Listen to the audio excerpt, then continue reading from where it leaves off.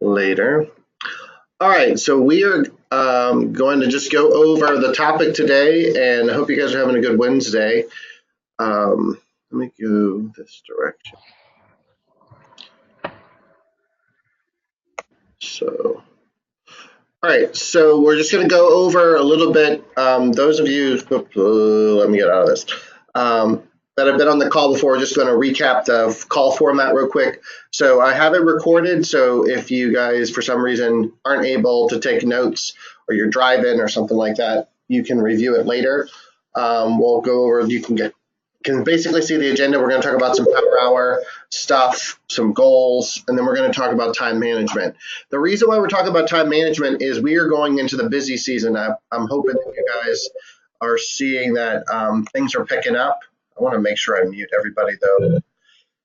But let me make sure I mute everybody. And I'll what I'll do is after I get through what I need to talk to you guys about, I'll unmute it so you guys can ask some questions or comments. I'm going to mute you guys right now. Okay. All right, so we're going to go through the call. We'll go through this. So I would definitely want you guys to take notes.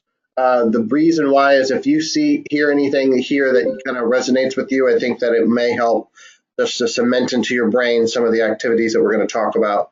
But like I said, today's call is about time management, not time blocking. So we'll go through the difference.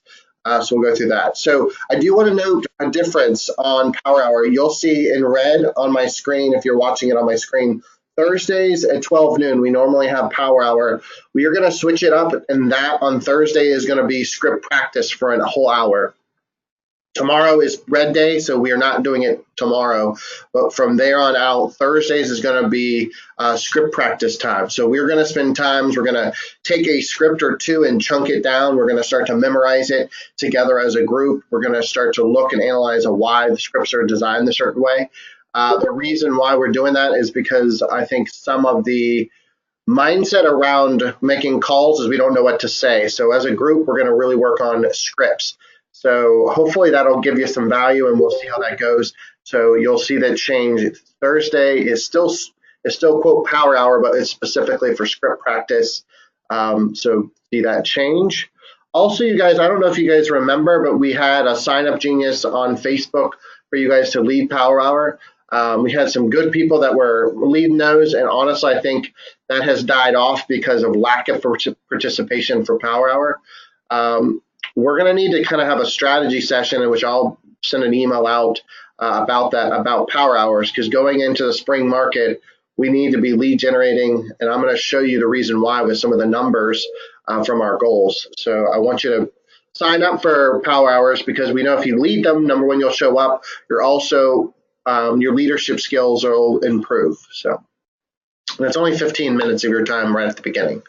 All right, so just a slight change. So we're supposed to have a group coaching on May 16th. I have not changed it yet, but I'm going to change it today. I will be in North Carolina. They have what they call coaching skills camp. So I have a training from 16th to the 18th. I'm going to be gone for those few days. So because we're not going to have that coaching, we're actually going to switch that to May 30th. That is the 5th Wednesday of the month, so that's a little different. We've never had one on the 5th Wednesday. I just don't want to miss an opportunity for us to really focus on getting some new skills and get you guys going in the right direction for the spring market. So that specific thing that's on May 30th is 11 a.m. to 12 noon. It really is for, quote, newer agents, because we're going to actually do the buyer consultation.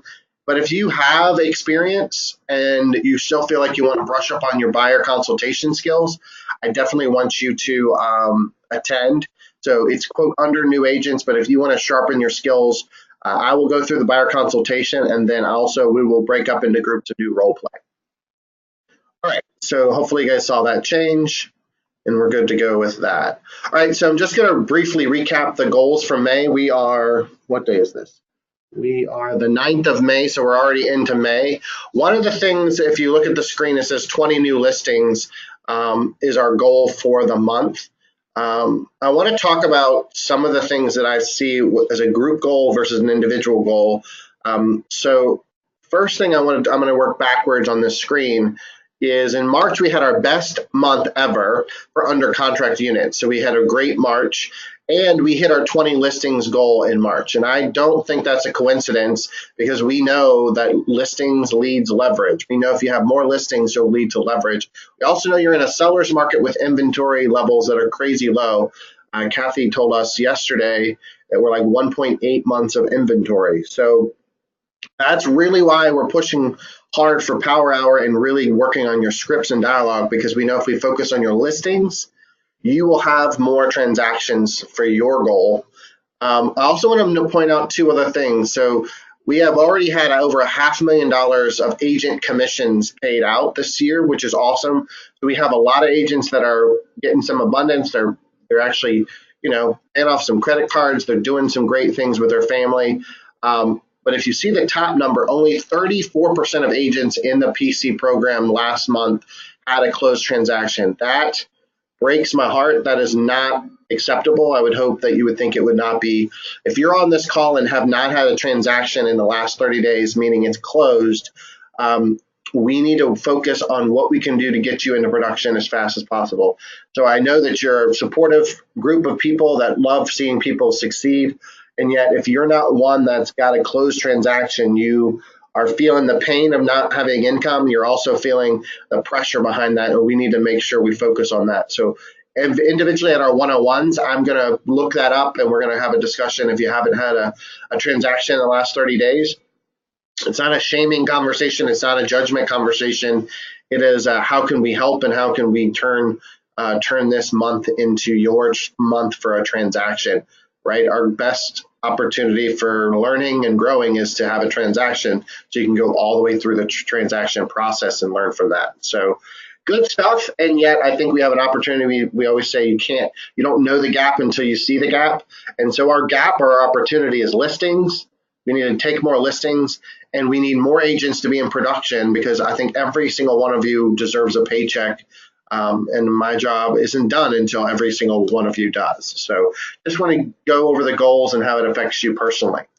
All right, so let's go into the topic. So we're talking about time management today, and the reason why we're talking about that, like I said at the top of the call, is we're in the busy season. We're going into that busy season. So whether you are an agent that has been selling real estate for 4 or 5 years to 5 minutes, we know that time is a choice, right? We know that we're getting yanked in 15 different directions with our family, our spouse or partners, with a lot of different things.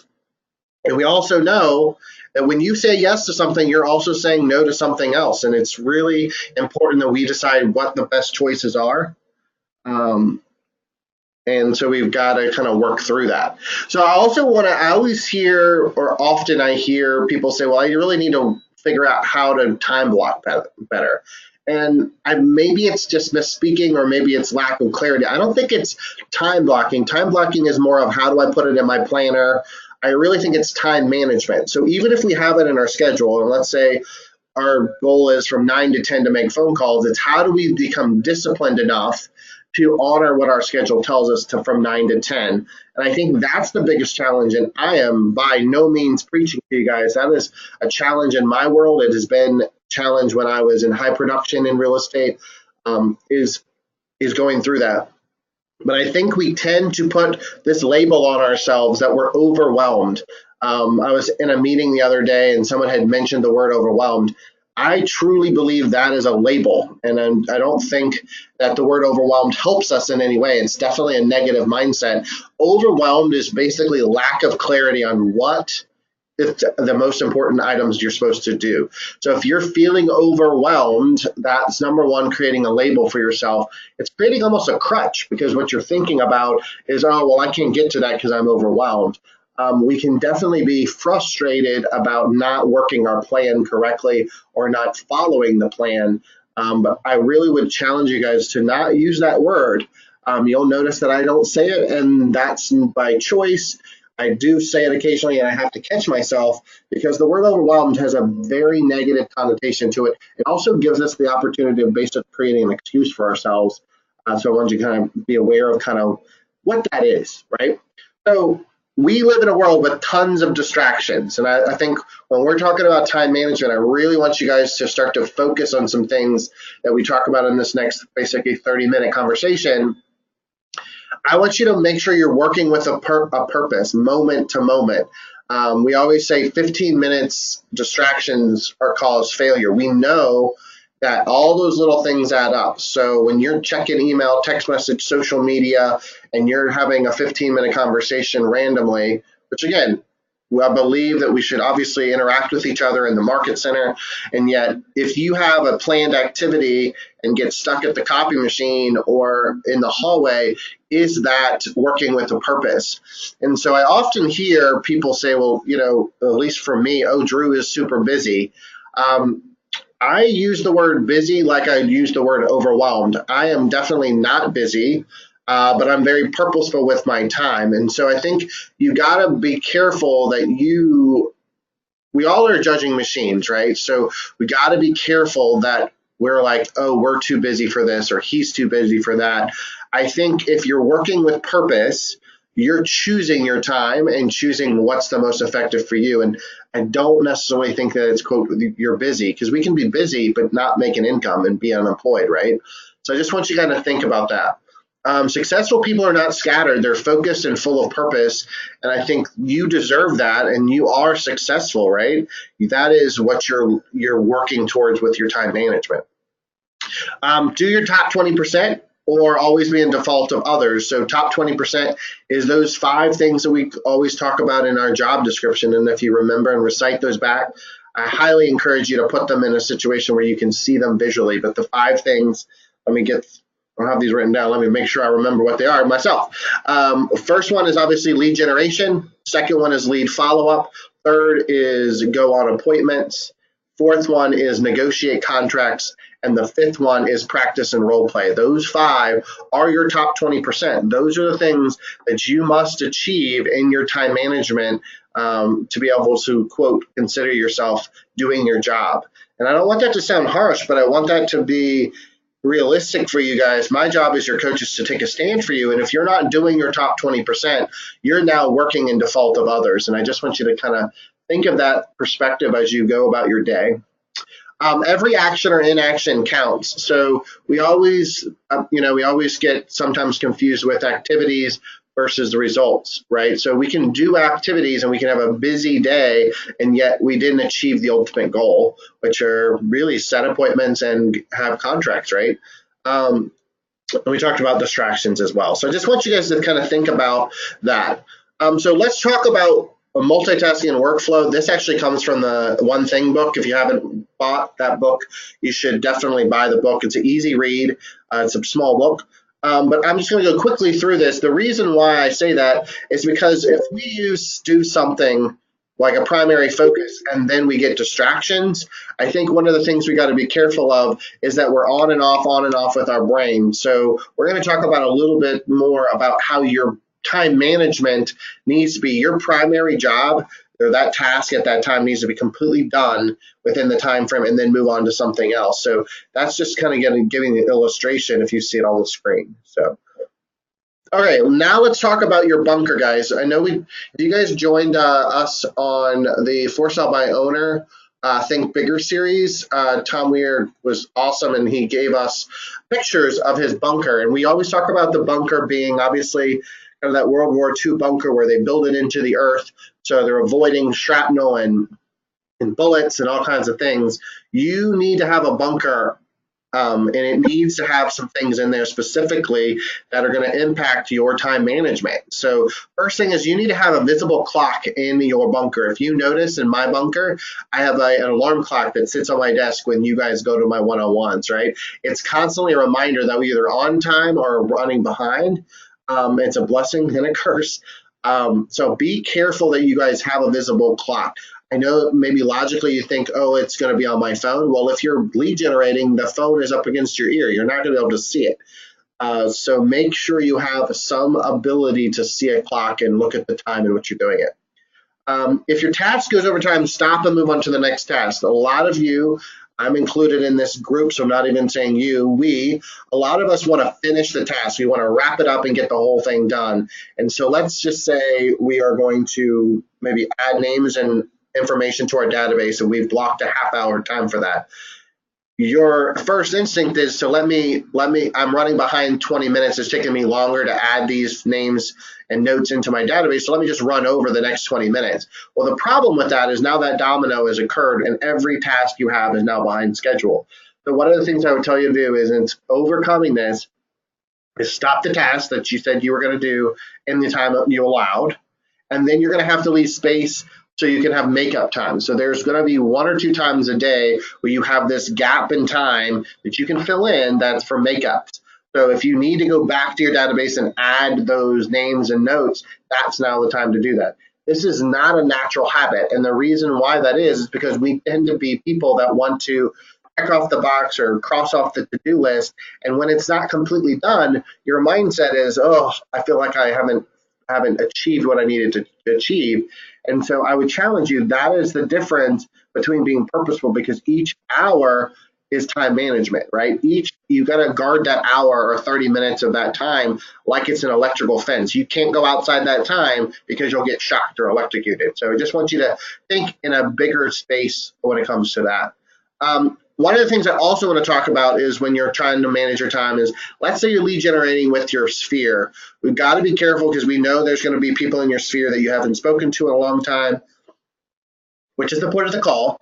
And yet we know there's some chatty Cathys in our world. So I would encourage you to have a call script that really starts and sets the call up for you to be able to transition out of the call faster. So basically the script is, hey, I was thinking about you. I wanted to call before I head into my next appointment in 10 minutes. And then you can then say, well, how's Susie? How's Johnny? How's life going? Oh, by the way, I'm in real estate. Do you know anybody who wants to sell in the next 30 days? So I think adding that script at the beginning when you're looking specifically at your sphere may give you value because it's going to allow you to have better time management with those type of calls. All right. Last thing, these last 2 components on the bunker space is we also need to make sure that when you're looking at your schedule, you need to have plan for your plan. So you will see, at least I will share with you, I spend about 30 minutes to an hour looking at my schedule on Sundays. Where does it overlap? Where is there a challenge? What is my blueprint of what other things I have to do? And you also then look at it once a week to see, once a day to see if there's anything that I need to add to my world or subtract from my world. Because again, what we say yes to, we also say no to something else.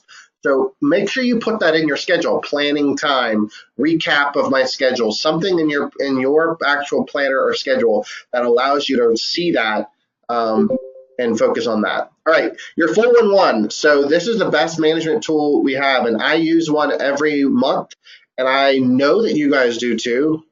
I'm saying that with a little bit of sarcasm because I know some of you don't use your 411 and some of you do. What I wanted to do was I wanted to show you mine.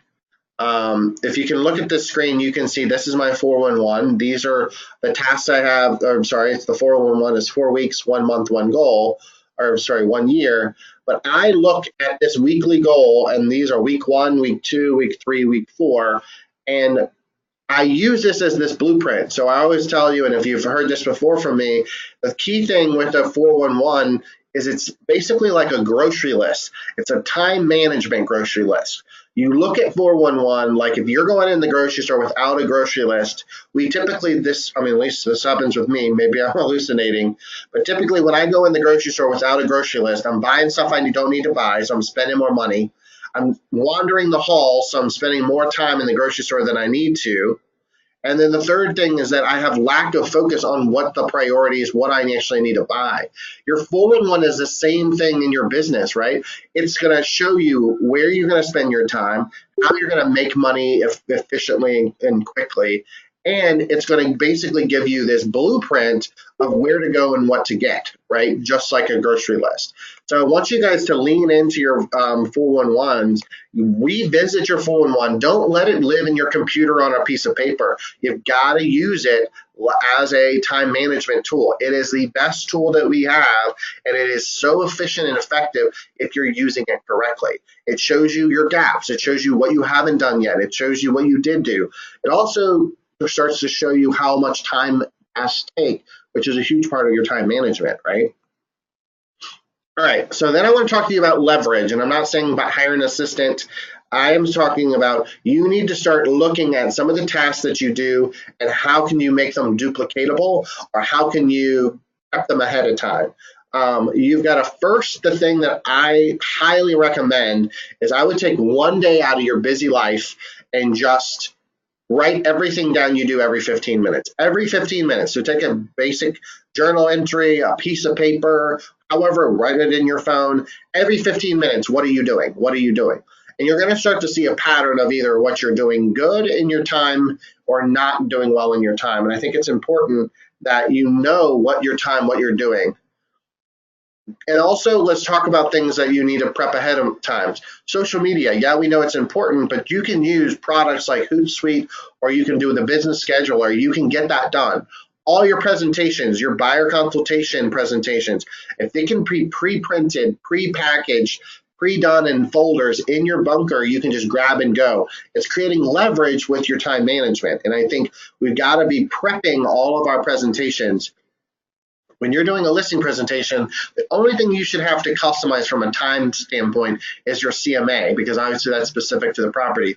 The rest of it should be a package deal. Same with the buyers. It should all be pre-done so you're ready to go. So if you get a spontaneous call, I don't believe in spontaneity. I know that activity breeds activity. But let's just say you have some spontaneous phone call from a buyer, and you can grab that packet and head out the door. It allows you to leverage with your time. It also allows you not to freak out when you're stressed about not being prepared. We also need to make sure, and if you're like me, I always do a to-do list. I write everything down on a notebook piece of paper. And yet what we see, and comes from the One Thing book, is a to-do list is different than a success list. So write all the things down that dump out of your head, and we all have lots going on in our head, at least I do. Write all of the list of items. So you're now mind dumping, which is huge because it gets out of your head. And then you're going to prioritize what are the most effective and most efficient things to do. This is a great time management tool because it's telling you what's the most important thing to do first, second, third. So the One Thing doesn't say you just do one thing a day. It's saying you do one thing at a time that's of a priority. So make sure you're doing that as you go through. And like I said, when we're in the busy season, which we are now, and we're going on appointments and we're writing contracts and we're listing properties, one of the first things we know, and which should be on our to-do list, is to lead generate to get new business. And unfortunately, that doesn't tend to be on our to-do list or our success list.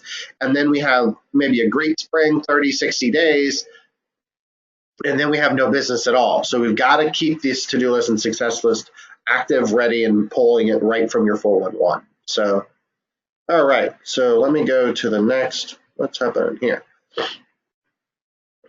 All right, standards. So this is some things I want you guys to, these are some things that you can do in your business right now. And I want you guys to realize that whether you've been an agent, again, for 5 minutes or 15 years, you need to start to create some standards in your business. Don't do what I did. Early in my career, let my client run right over me. I was their doormat. I was their yes, sir. I did everything I could to earn the business. And I think the mindset is I need a paycheck, right? I need to service my clients, and yet I just need them to ultimately give me one of my first transactions. But the goal of a standard is to give you the ability to say no, right? So saying no to things that don't match up with your ethics, your morals, or the time schedule that you allow. Standards are not negotiable. So you've got to realize when you set a standard, that's not wavering or movement. We also know that standards predict our success. Those that have a high standard, and think of, working professionals or celebrities or people of high level of success, they always, their standards, and that's important. Also, standards are systems and models. And you know at Keller Williams, we teach you guys the systems and models are important. That is a standard. That is proven. That is statistically accurate. And those standards are important. And the last thing I want to go over with this portion is you teach people how to treat you, right? If you're having people that are not respecting your time or respecting your advice, you're teaching that in some capacity. I'm not saying, quote, it's your fault. What I'm saying is we need to do a better job of setting standards and better expectations. And we're going to go over some ways that we can kind of do that for your business, okay? All right. So we're going to make sure that in your business, after this call, you can implement some standards in your communication with your listings and your buyers. So we're going to go over these three things. So when we create a standard in your business for you, because you are the CEO of your business, the key thing is that you cannot break the standard. It's no different than you say to a child, hey, don't touch the stove, and then you go touch the stove. So you've got to make sure you hold to your standard just as much as you require that your sellers and your buyers to do it. All right, so the first thing, and you may or may not be able to see this on your screen because you may be on the call, but I have added a slide in my listing presentation, and I'm going to read a little bit of it to you. I think the first thing that we need to do in communicating a better time management system for your sellers is you need to tell them what your standard is. So in my listing presentation, I have this in there. It's my communication promise. And so basically it's two parts. It's basically saying, okay, when am I going to communicate with my seller and how, and what are we going to talk about? Which we also in past conversations, that's called future pacing, because future pacing is telling them the agenda, doing the agenda, and then recapping that you did the agenda, right? So people don't like to be surprised. So if you do this at the listing portion, at the listing presentation, you're going to have better time management because they're not going to be calling you every 15 minutes. They're not going to be texting you after every showing. They're not going to be calling you at 10 o'clock at night. If you create this promise or this communication format for them, they know now how to treat you. Right? So what it's saying is I'm going to have a weekly update call with you as Mr. Seller. We're going to review, number one, the competition and see any active, pending, and sold since we listed the house. The second thing we're going to do is we're going to review feedback from showings or an appointment, and I'm not going to filter it. I want to give you the real data, the real information, so you can be truly informed on what the market is saying and what the agents are saying. The third thing is we're going to give you some solutions to some of this feedback, and I'm also going to review with you on the marketing efforts that we did this past week, so you can know that I'm being proactive with your house. We're going to establish a time and a day of the week for this communication. So just this adding of this listing presentation slide has already created a better time management system for you because it's created a standard for your sellers. And now it's a standard that you meet and they meet together. It's true accountability between the two of you. The last portion on this slide is really about expectations of your, quote, business hours. So you are running a business. You are not a 24-hour-a-day Uber driver. You are definitely not a 24-hour supermarket. You have a life. You have other things that you have to do. And yet I think we have a mindset of we don't want to make our clients feel that they have to wait in line for us, correct? So I want to encourage you guys to think about some standards on your communication with them. So what I wrote down was I will return your call within 2 hours from receiving a voicemail. I want you to leave a detailed voicemail or a text message, not just to call me when you can. So if you have a question or you have a comment, I can work on the answer and then get back to you. The key is to save them time, not waste their time, right? I also put, I will return your call / text message the next business day if it's after 8 p.m. If you set that standard, now you're teaching people how to treat you, you will have a higher probability of 8 p.m. and people won't call or text you. We know there's going to be certain clients that do because they just aren't rule followers and they have an emergency, or at least they feel like it is. This is where you have to hold to your standard. You can't reply to that 8 p.m. text or voicemail, because once you do, you've now given permission to them to touch the stove or to break that standard. Of course, I'd be, there's exception to the rule. Emails will follow the same time frame unless we're under a contract deadline.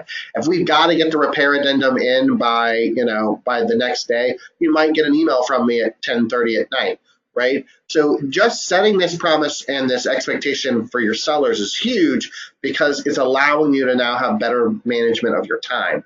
I'm going to tell you, I've heard a lot of conversations lately where your sellers are running you around. They're running you ragged with phone call after phone call, and we've got to set a better expectation for time management for you. If we don't, you're going to get frazzled. You're going to not have the opportunity to lead generate because of the fact that you didn't set this expectation with your seller.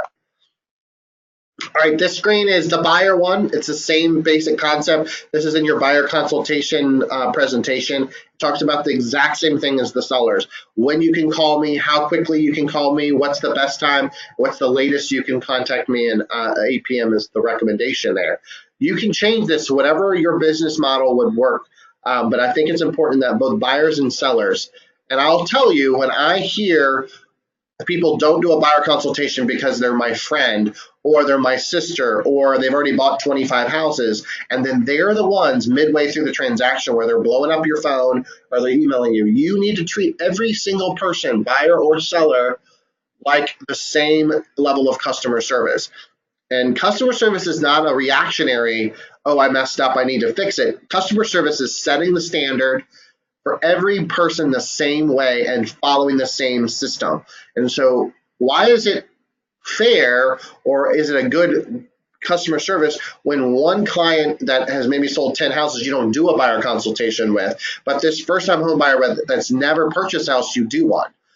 Things change, things adapt. People have had different experiences and different relationships with other realtors. Your job is to create that communication line where you can have better time management with your time as well as theirs. So I'm going to push back at you guys if you're not doing your buyer or listing consultations with this communication.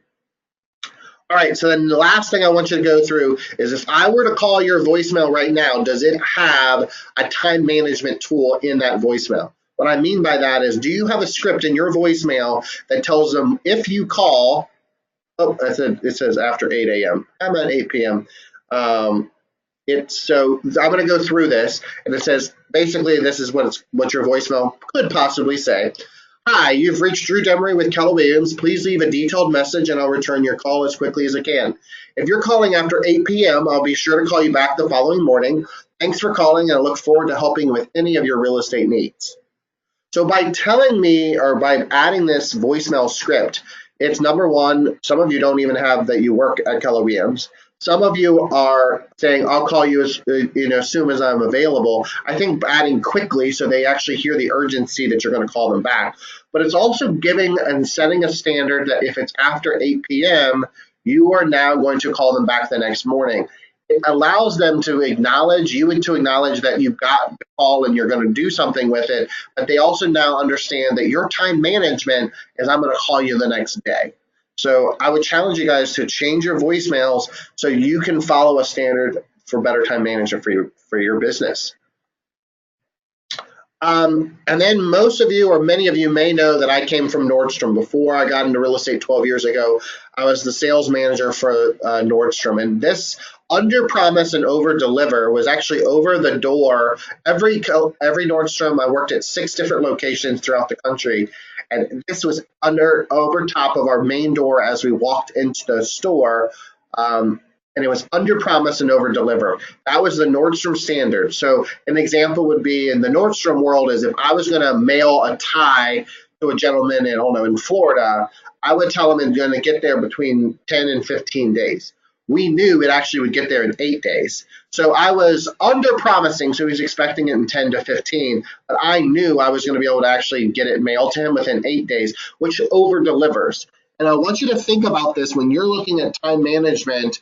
Are you setting yourself up for failure at the beginning? If you say, oh, I'm going to call you tomorrow, and you know you have a full schedule, make sure when you're setting promises with your customers or your clients, you're giving yourself some room to get it done. And I think what we're doing, maybe I'm hallucinating, is that we are not setting enough time to do the task, and then we're freaking out, whether it's the CMA whether it's giving them a vendor, whatever it is. So under promise, over deliver. So let's just say they need a painter, and you would say, you know what, I'm going to send you an email with the painter's information by tomorrow. Does that work for you? Yeah. And then if you get time today, the day before, and give it to them, you're over delivering with that vendor. So don't be afraid that when you're looking at time management to under promise. So at least if you're going to hit the minimum standard, which is the promise, you shine. Otherwise, you'll over deliver and you'll look like a rock star. You'll look like you're giving really high level customer service. It's completely a time management tool. It is the efficiency of you promising something and then how are you going to deliver it. And Nordstrom has mastered that. So I just want you to kind of look at that and how your world works with that. All right, so I just got a couple more things, and then I want to basically see if there's any questions or comments. But there's a cool Tony Robbins, look at a lot of his stuff, and he says, we have to change from what we have to do to what is my outcome. And I think when you wake up every day and you look at your time management and you're stressed out from the day one, or let's just use the word overwhelmed with everything you got to do, you've got to look at what is my outcome. And then I believe you need to say, and by when? What is my outcome today? What is my outcome for this task? We've got to look further into what's the point, what's the reason why we're doing the task. If it can be put off tomorrow, that's not the top priority. That's not your 20%. That's the 80%. We only have 24 hours in a day, and yet we've got to figure out what is my outcome, what is the purpose of what the task I'm trying to achieve. And one thing, he always sums it up best, which I love. What is the one thing I can do such that by doing it, everything else will be easier or unnecessary? And again, I really lean into the easier because it's what's the one thing I can do such by doing that, everything else is easier. Is we got to systematize your time management. We got to systematize some of the lead generation and the follow-up stuff. If you've sent an email or a text message 1 or 2 times, you now have a template. Use that as a tool rather than being more organic with your time. I'm telling you, if you become more systematic, you're going to just shave off a minute or two. It all adds up to at least hour or 2 hours in your day. Oh, right. So I just want you guys, I'm going to put you guys back on the phone so you guys can answer questions. But I want you guys just to recap what we're going to go through. But also, if there's anybody on the call that is frustrated or fascinated with their schedule, help me understand kind of ways we can deal with that. Also, I want to ask you guys, like, what are some things you guys are doing in your business, in your daily life that has allowed you to be more efficient with your time? Because if you have some good ideas, we always want to learn and grow from each other. And I want to hear, maybe some tips and tricks that you guys are doing. So I want to open this up. Let me turn this on to you guys. So what is your guys' take on time management? Do you feel that you are good with your time? Do you feel like you're running efficiently? Or are you in the I'm frustrated and I don't have enough time in the day? Can anybody kind of chime in and give me their thoughts on that? Anybody? So everybody? I know I've always. What's that? Hearing. I know that I've always struggled with time management. That's always been one of my biggest downfalls, especially since I started my family and got married, and that's I always felt very torn between trying to get. A lot of y'all know that I've got a full-size farm as well, so trying to get all of the farm taken care of, trying to get my clients taken care of, trying to get the kids taken care of, trying to get clothes washed and that kind of thing. Sure. And that's been hard, and it's been hard. My husband, he works as a contractor all day long, and it's hard when he comes home and he's like, well, what have you been doing all day? Well, yes, I've been home, but I've been marketing. Right. I've been, Well, you have business now. You've got some production business. You've got 3 or 4 listings coming up. So now you're probably starting to feel the squeeze of your time even more because you're the wife, you're the mom, you're the caregiver. So what do you do to make sure you have better time management? What are you feeling like you're doing in your business, or maybe not doing, but you're going to start to do that's going to help you get more efficient with your time? What are some things that things that you're doing? Trying to, I mean, one, I've been trying to explain to my husband more, which he's now seeing more with my production and that kind of thing. You know, it's spring. I'm sorry, I'm working till 9 o'clock at night. I'm really needing your help right now. You know, and he's doing that. I'm like, you know, you wash the laundry, leave it in a pile, and I'll get it folded this weekend. You know, or whatever. Right. And he's been a little more understanding about that kind of thing. You know, but I feel like, you know, keeping a true calendar has helped a lot. Yeah. Because I felt like a lot of things were slipping through the cracks as well, you know. So definitely having a written calendar. It's on my phone, but it's on my phone because I literally put alerts for everything. So I have one day before, this is what's happening. 2 hours before, this is what's happening. You know, Sure. I've got not only the calendar, but I've got the alerts happening, reminding me when stuff is happening. And that's helped. But it's always hard. I mean, it's always a juggle for me. But I feel like I'm getting better control of it now that I'm in coaching and kind of have a little bit more guidance than I did prior to. I felt like that's where I was struggling. The time management was holding me back from production, I felt like, in a big way. And this has definitely helped with that. Good. What about anybody that's maybe newer? I'm not going to try to call all you guys out, but I know a lot of you guys that are newer in production, you know, in the last 30, 60 days, you probably have felt a little bit of a time crunch. What are you guys doing to adapt to this new career and still have a life? Anybody that's maybe been, you know, joined KW in the last 60, 80 days, something like that. Anybody want to hop in and give some thoughts or advice on that? No? Anybody? Hey, Drew. Oh, Is that who is that? That was Ricky and Julie. Yeah. Is that who it was? Yeah, that was me. Ricky, if you want to go, and then I'll ask Julie to kind of piggyback behind you. Ricky, what is going on in your world as far as time management since getting into this?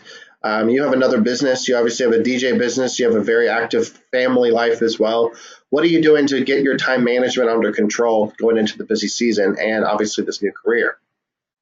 Well, I am trying to manage the bus stop pickup time that pretty much divides my day with like a 3 to 3.5 hour pause between 3 and 6:30.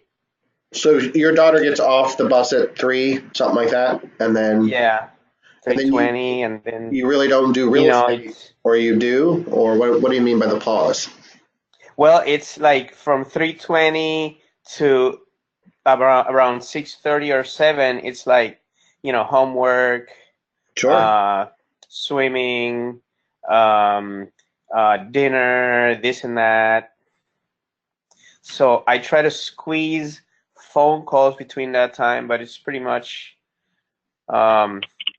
it's a lot harder for me to do anything until after 7, So or even after go show 7, houses. do you make calls after 7, or are you doing different tasks after 7? After 7, I've been doing showings. Okay. So you're showing property later in the afternoon. Right. What are you doing with your follow-up with your leads that you have?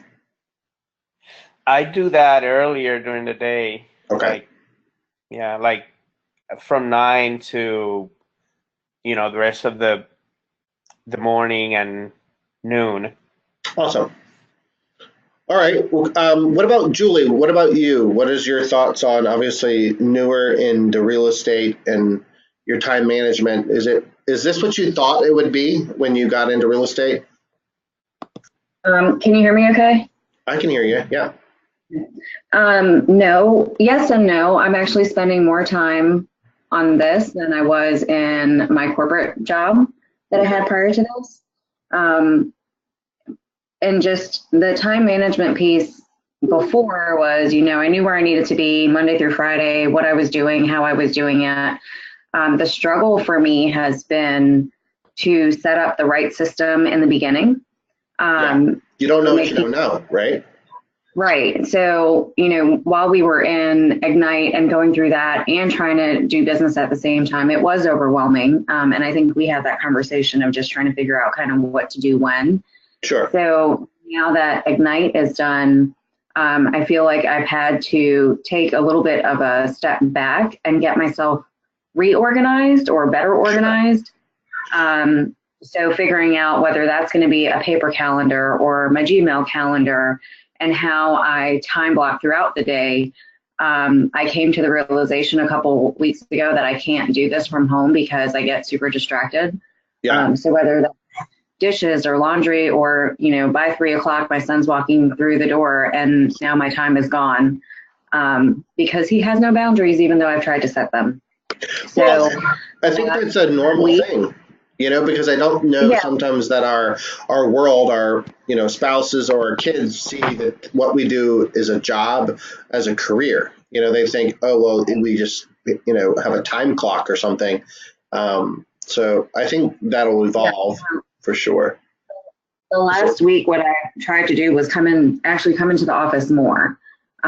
So getting up, getting myself dressed and walking out the door. So I do take my son to the bus stop and then I head right to the office, whether that's for power hour or I've had some follow-up things that I've had to work on. And I just feel like being there has made me more productive. And I am one of the ones that I have not had production yet. So now I'm in that mode of like, okay, what do I do? How do I do? And how do I stay as focused as possible? And what's my concentration going to be on? And where's the best place? Whether that's at home, like this morning before the call, I reorganized my bunker. So I'm taking today to do that and some admin things that I need to get together for some of my follow-ups that I have. But my biggest commitment right now is making that time to go. If I'm not going to do it at home because I'm too distracted, then I need to get myself together, get my ducks in a row the night before, and then get into the office in the morning and really just maximize the time that I do have.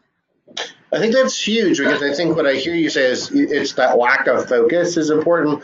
But sometimes we have the best intentions, our schedules laid out perfectly, and we don't follow that 9 to 10, whatever maybe it's calls, because the environment we're set up. So by you coming in, really have no excuse other than making phone calls because you're in a room and there's no other distractions, there's no dishes. So I think that's huge. So cool.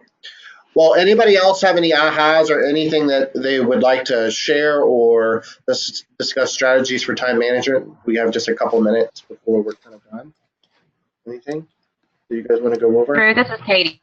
Sure. Can you hear me? Absolutely, we can hear you. Yep. Okay, great. I just wanted to add that for me, I've been doing this for 5 years, and in various capacities. I started out doing it part-time, very part-time, with my daughter still in the house, versus now my kids are in school from 9 to 4. And I think that one of the things that I have learned that might help others is that if there is a plan that's not working for you, don't get frustrated, figure it out. Yes. Meaning that it's okay to, and I just recently had this where I had planned on taking, my 135 and putting it into my calendar, and I found that my Google Calendar was dinging all the time, and it got me frustrated because I felt like a failure because I couldn't get everything done. Yeah. And it's okay to sit here and say, okay, I'm not a failure, that didn't work. How am I going to manage it going forward versus getting very frustrated?